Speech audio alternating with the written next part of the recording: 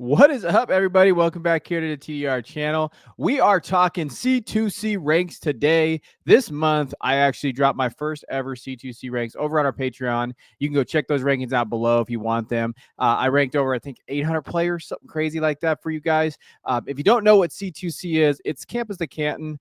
It was started a long time ago by Brian Shakas, I think is how you say his name. And basically, it is a league where you can have a college side. You play college fantasy and NFL side too. And then you guys basically have those players come up into your NFL team. It's like a farm system, but instead of Devy, you actually can play college fantasy. Now, it's 45 rounds initial startup draft on the college side. It can be a lot. So I've always been asked to do campus account rankings, and I've just never done it just because I just haven't had the time. But this summer I sat down and I ranked a bunch of guys. So what we're going to do here on this episode is I'm going to kind of talk to you guys about my top 5 at the positions, right? Quarterback, running back, wide receiver, tight end. And then I'm going to go through rounds 1 through 45, just talk about some guys that I would target, right? Some guys out there that I really like based on my rankings, based on my analysis, all of that. Now, you get all this if you join our Patreon and Substack. You get the writings, you get the articles, you get the rankings, you get all of that, trade calculator, all of that stuff there. So go check that out. And go take a look at what you like to see. I did drop the article below where I talked about a lot of this stuff,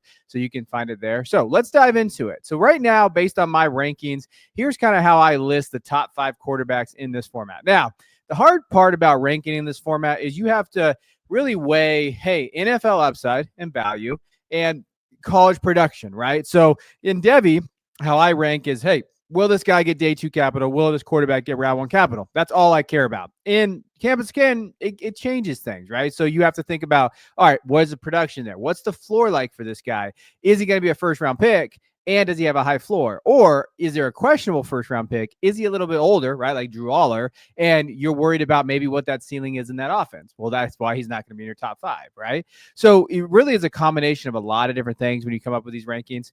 So for this one, when you're looking at it, Arch Manning sitting there at 1, DJ Lagway at 2, Lenore Sellers at 3, Bryce Underwood at 4, and Keelan Russell at 5. So Arch Manning, obviously the Texas quarterback.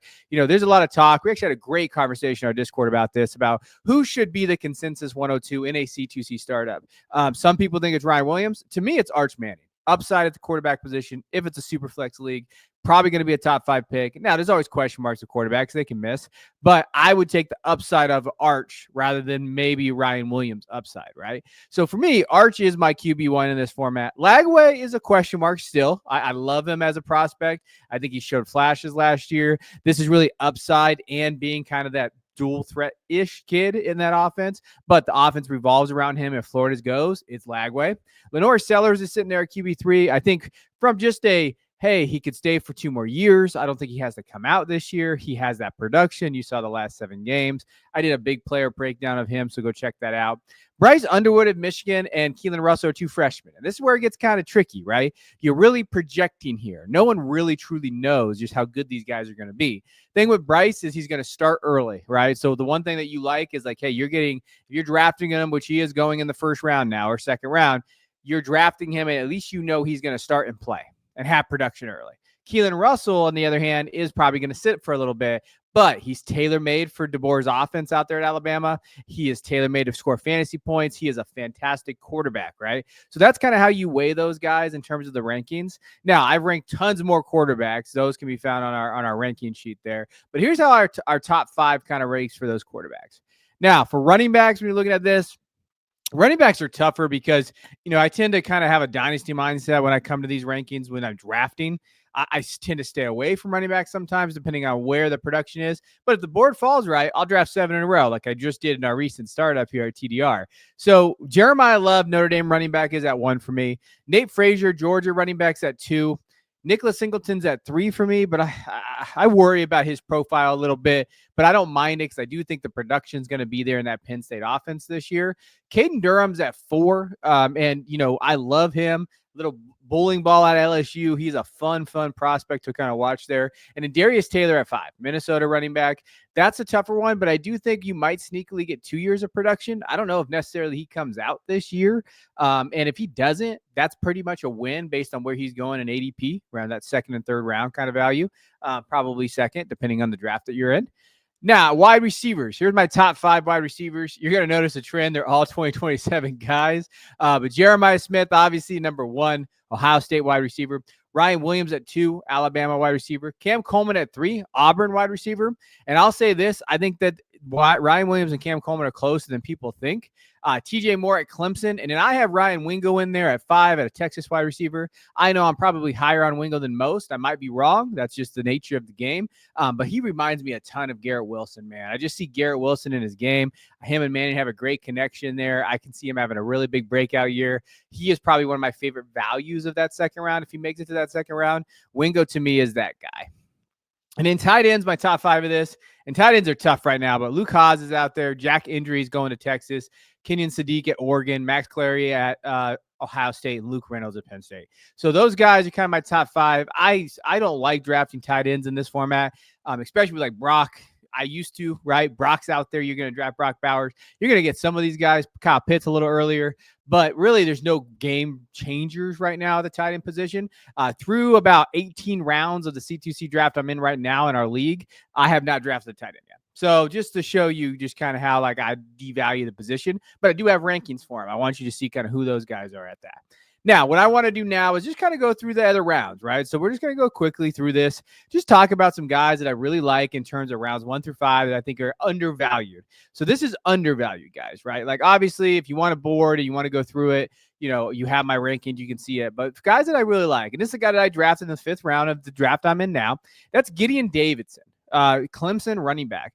5'11", 185, his high school stats. Last 2 years, he's put up over 2,000 yards in each season. You see the touchdowns there. The numbers are ridiculous, right? We're thinking just what he's been able to do. He's basically had over 8,000 yards from scrimmage in his career. When you're looking at just touchdowns, he scored 118 rushing touchdowns in his career. I just put the last 2 years of his high school career.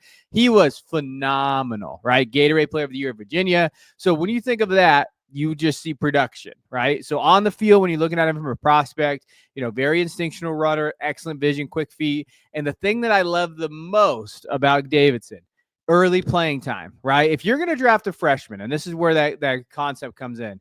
If you're drafting a freshman early in these drafts, if he's not a quarterback, you want to see him get on the field because we've seen a lot of freshmen flame out, and then you just lost the top 5 round pick, right? And just flamed out now. Now you're trying to catch up from behind in these formats, and that can be very difficult. Think about Davidson. He's going to be out there, right? Maffa's gone. You know, Jay Haynes is coming back from the ACL tail. They have Adam Randall.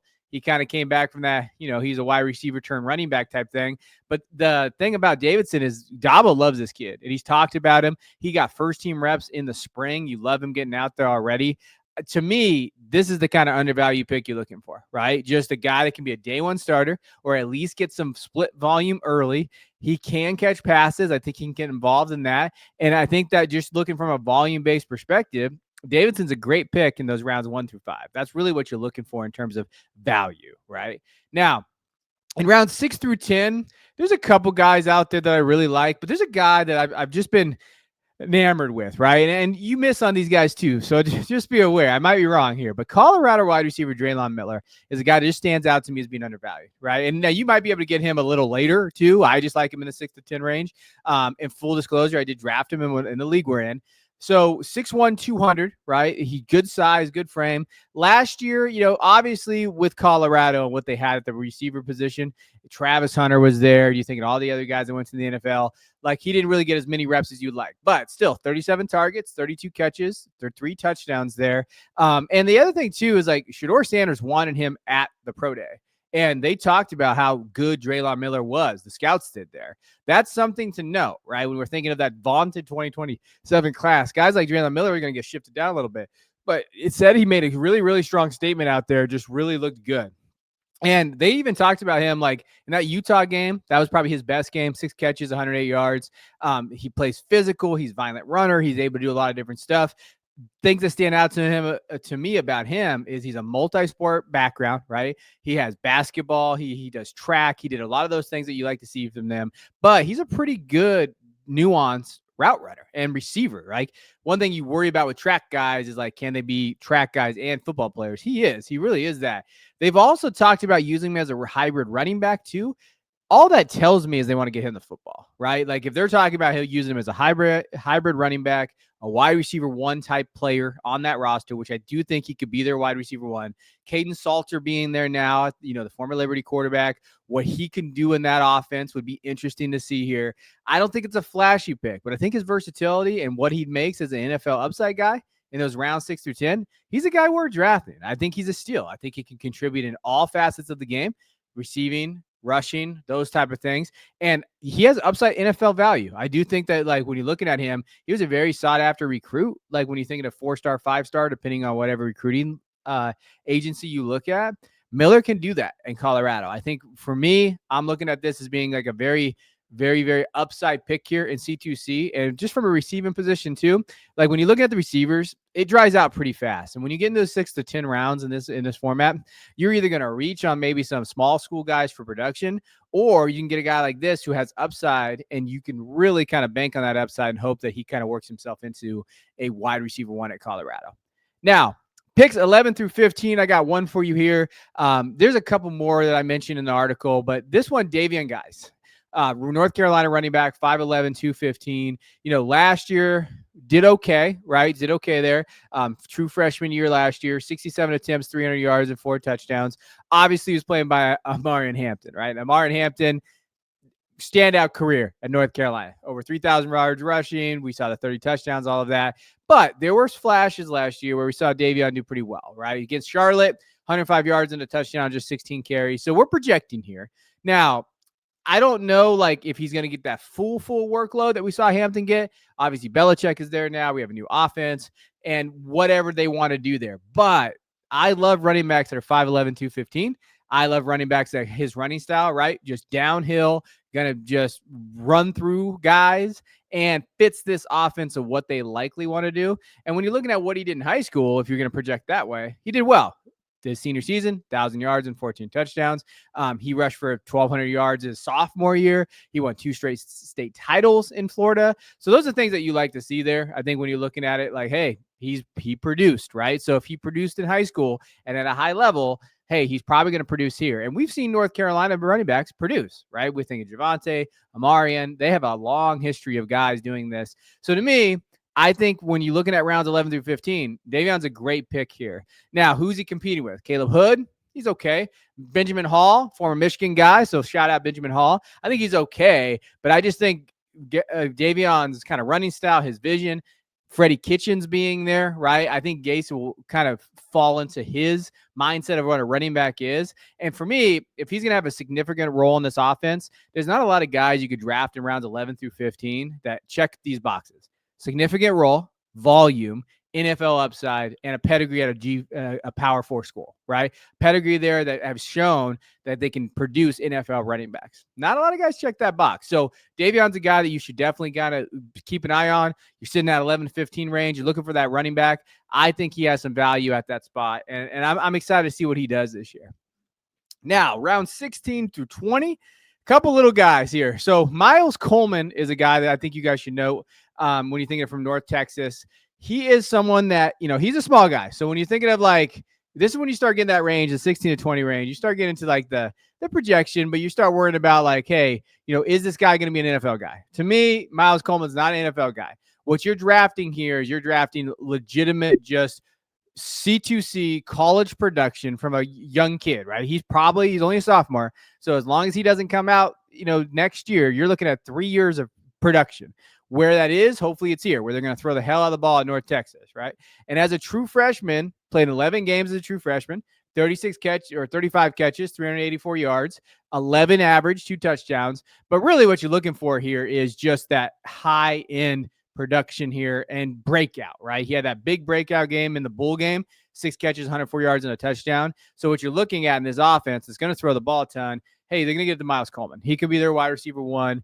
When you're looking at him in high school, he was phenomenal. Over 3,000 yards, 40 touchdowns in 3 seasons. If he was 3 inches taller, this kid would have been a 5-star, right? But he's not, and we understand those limitations there. But I love him in this offense. If you can get Miles Coleman in that 16 to 20 range, I really, really like that value for him. And I think from just this is that perfect, like, hey, I know what he is. He's not going to be an NFL upside guy, but I know what he can produce. He can give me a high ceiling week in, week out on my C2C team, and I don't necessarily have to worry about him. I plug and play him, and he's going to produce for me.